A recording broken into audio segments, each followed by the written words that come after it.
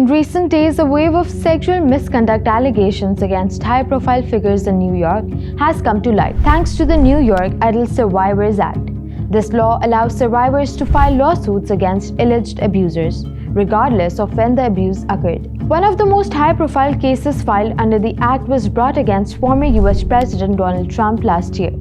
Despite the statute of limitations expiring, the survivor was able to present her allegation, resulting in a jury finding Trump liable for sexual abuse and ordering him to pay $5 million in damages. More than 2,500 legal actions have been filed since the lookback window opened last year. Now, let's dive into the law itself. Signed by Governor Kathy Hochul last year and enacted in November 2022 for a one-year period, the Act provides a look-back window for sexual assault survivors, extending beyond the 20-year legal statute to limitations.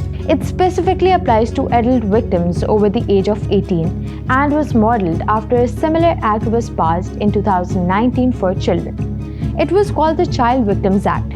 Now, New York State has also taken other measures to support survivors, such as extending the statute of limitations for select sex crimes from 3 to 20 years in 2019. But that extension only applies to new cases and is not retroactive. Beyond New York, other states have similar laws. California, for example, opened a 4-year look-back window for historic sex abuse cases from January 2023. New Jersey implemented a 2-year window in December 2019, covering both child and adult victims, while some states like Vermont and Maine have removed the statute of limitations indefinitely for survivors of child sex abuse. On the other hand, Nevada recently eliminated its statute of limitations for adult victims, filing civil lawsuits against alleged abusers. Now, these laws collectively reflect a broader effort to address the impact of trauma on survivors and provide avenues for seeking justice.